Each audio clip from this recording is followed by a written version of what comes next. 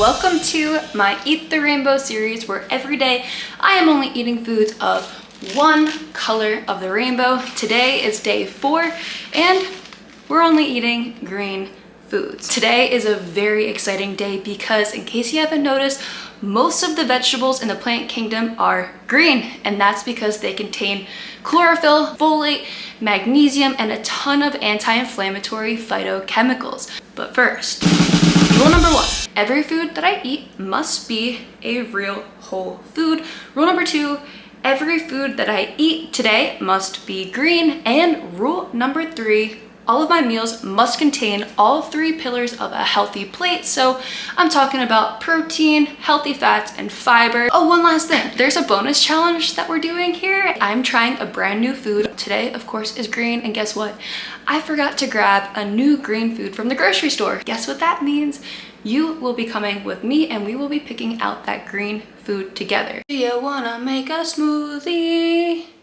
How about a green smoothie? Okay, let me grab my ingredients. One of my favorite things to put in a smoothie is zucchini, which I know sounds super weird, but something about frozen zucchini gives a smoothie such a thick, creamy texture, which I personally love. So I was really excited to finally get my zucchini into my morning smoothie. We got green apple, avocado, and zucchini. And then I also have some frozen romaine lettuce.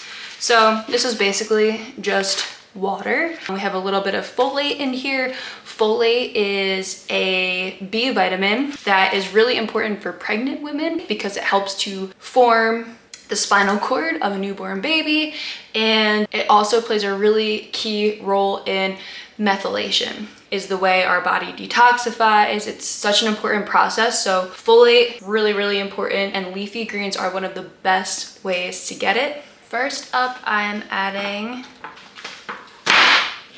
green apple.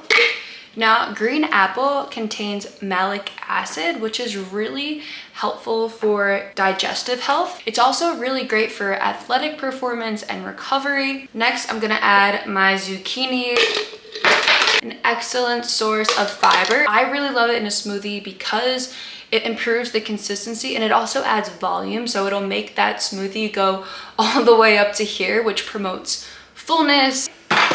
Totally missed. Next, I'm gonna add my avocado. Avocado will also add a nice, creamy, smooth texture. It's rich in magnesium. And then finally, I'm gonna add our lettuce. Check it out. I think this is gonna be the most satisfying blend that we have to date because, like, how could this not turn out super green? The protein powder, and finally, our almond milk.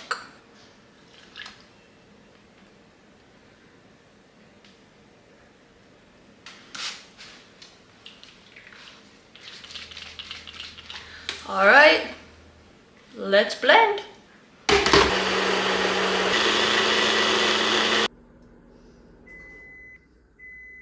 Moment of truth.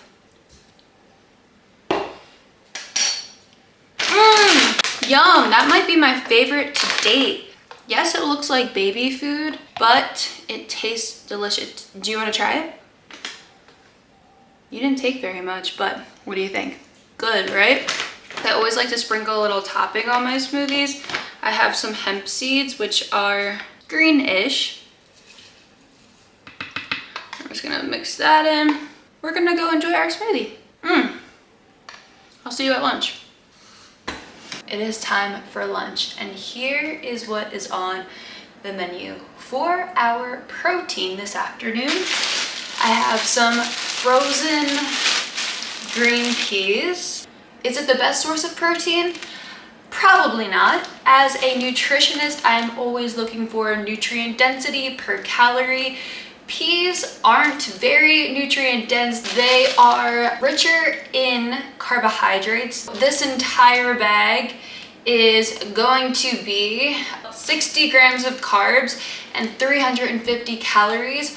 For about 20 grams of protein, we can get that protein more easily from chicken or beef. but we're going for green today. So pea protein, we're going with you. With our peas, I'm going to be making my own version of a chimichurri sauce. I am swapping out a lemon for a lime. I have cilantro here, some more of this romaine lettuce, and I'm gonna make it a little bit creamier. So maybe it's not a chimichurri sauce, maybe it's a creamy cherry sauce. This is my own version. Heyo! I'm gonna add an avocado. And I'm going to have a side of leafy green vegetables. This is Swiss chard. And I'm going to be cooking that up with some green onion because it's a green day. There was a study that showed 1.3 servings of leafy green vegetables per day is associated with a slower rate of cognitive decline, equivalent to being 11 years younger. What? Let's chop these up and get ready for lunch. We're over here now. We're gonna throw our peas into a pan. We're gonna throw our peas into a pan, into our peas into a pan. Really plain and simple with some butter, salt, pepper, and then this creamy cherry sauce that we're creating is going to go on top of the peas. Okay, so with Swiss chard, or any green, really, I just chop it by ripping it with my hands. It's more fun. Not only is it more fun, but chopping green vegetables, or in this case, ripping them with my hands, causes stress to the plant, which results in an increase in phytochemicals. Back to our creamy cherry, I'm using pistachios, which are an excellent source of vitamin E and plant-based melatonin, and cilantro helps bind to heavy metals and supports detoxification. This is the delicious green sauce we're left with.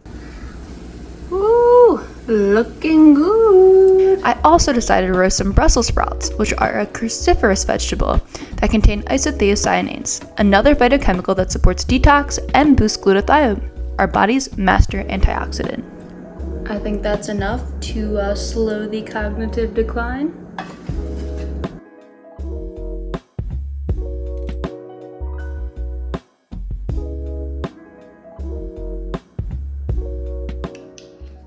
So we're heading to Whole Foods. I'm hoping that I can find something that resembles a snack. Yeah, if I could find something that was just I could take a bite out of, I would love to enjoy it on the third floor of the Whole Foods parking garage because it's got the most beautiful view of the mountains. I could just sit there with my bestie and we could enjoy the snack together, maybe even catch the sunset. We are approaching golden hour. Wish me luck. Okay, so zero plan going in. I was drawn to the mecca of green foods initially. Get your minds out of the gutter, people. No, I've had that before. I was starting to lose hope, but then... Whoa, this lighting is crazy. Okay, that was a lot harder than I thought. It turns out that I've eaten a lot of the green foods that are out there in existence in the world, or at least in Whole Foods. But there is one green food that I have not eaten, and I found it. Yes, I did. It's called, actually, let's go up to the parking deck first and then I'll show you.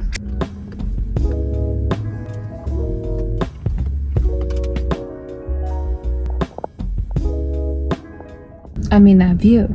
Am I right? Here it is. As green could be. It's a pomelo, a type of grapefruit. The rind is very, very thick.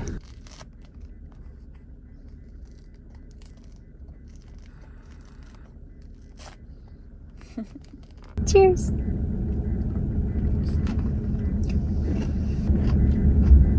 Oh, that's tartar than I had imagined.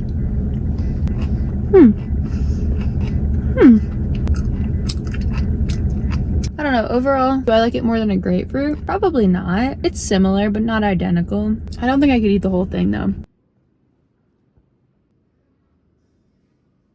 I'll give it a 4 out of 10.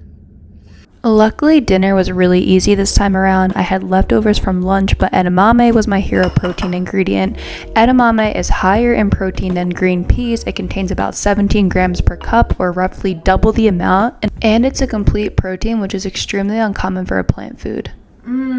I'm convinced that you could put this creamy cherry sauce on just about anything. It's sort of similar to like a green goddess dressing, but in my opinion, it's better, more nutrient dense, because we have the cilantro, we have the healthy fats from the avocado, and we have extra virgin olive oil, which is also rich in phytochemicals like oleuropein. Thank you. Go make this, like seriously, it's so good. I hope you all enjoyed Green Day as much as I did. It's kind of hilarious that I'm just realizing that Green Day is like Green Day, the band. Anyway, I'm going to go finish my dinner. Make sure you stay tuned for day 5 of the Eat the Rainbow series, which is going to be blue and purple foods, our last day of the series. Don't miss it. Like, subscribe, and I'll see you next time.